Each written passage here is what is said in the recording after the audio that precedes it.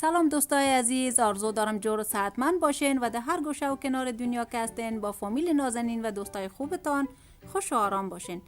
امروز نظر به فرمایش بعضی از دوستان لوله کباب تیار میکنم. 1 کیلو گوشت گاو، 3 دانه کچالو، 1 دانه پیاز، 4 دندان سیر، 1 قاشق چای خوری نمک و 1.5 گیلاس آب به دیگ بخار علاوه میکنیم. سر دیگ بخار را بسته میکنیم و روی حرارت متوسط به مدت 20 دقیقه بخار میتیمش.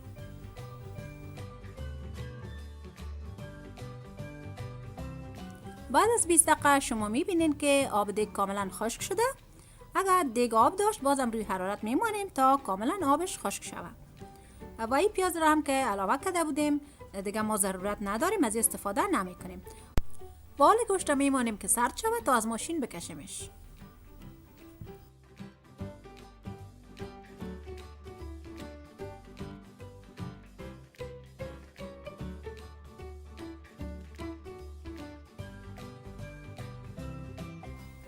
کچالو را به می ترتیب یا که پشت قاشق خوب نرم میکنیم.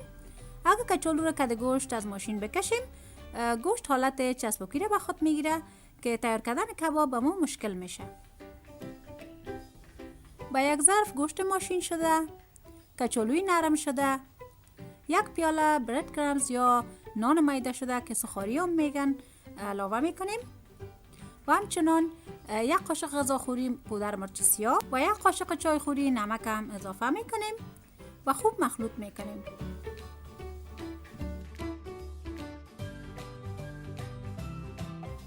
و حال 2 عدد تخم علاوه میکنیم و باز هم خوب مخلوطش میکنیم.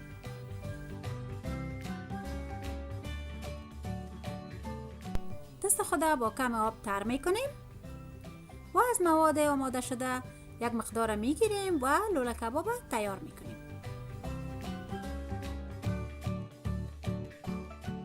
قسمی که شما میبینین بسیار با آسانی تیار میشه و در دست هم هیچ نمیچسبه. به خاطر تیار کردن کباب دوم باز هم دست خود تر میکنیم و به این ترتیب ادامه میتیم و همه کباب تیار میکنیم.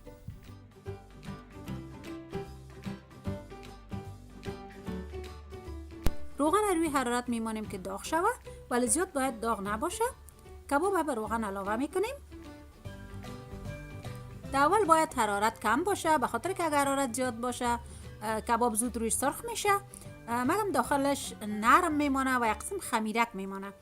به این خاطر باید حرارت کم باشه و کباب باید در روغن زیاد سرخ کنیم به خاطر که وقت مغز کباب پخته میشه و کباب کم سبک میشه به اصطلاح در روی روغن میایه. در وقت ما میفهمیم که کباب درست پخته شده و قسمی که شما میبینین کباب کاملا در روی روغن آمده یعنی خوب درست پخته شده. ولی کم دیگه سرخش میکنیم تا کم رنگش زیادتر شود.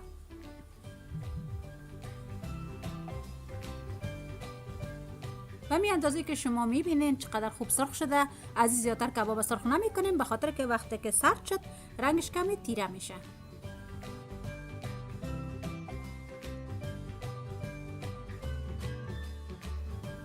باقی کبابم به می ترتیب سرخ میکنیم. دوستای نازنینم لوله کباب خوشمزه تیار است. امیدوار هستم که ویدیو امروزی من خوشتان آمده باشه. من زیاد کوشش میکنم همه غذاهایی را که شما فرمایش دادین آماده کنم. نام خدا فرمایش ها زیاد است ولی بازم من کوشش میکنم تا بتونم به زودی غذاها را به شما تیار کنم. من از همه شما بسیار زیاد تشکری میکنم به خاطر که ویدیوهای آشپزی مرا میبینین و جهان سپاس است کامنت های زیبا و پر لطفتان. خوب عزیزایم تا ویدیوی بعدی با شما خداحافظی میکنم. همیشه سعادتمند باشین.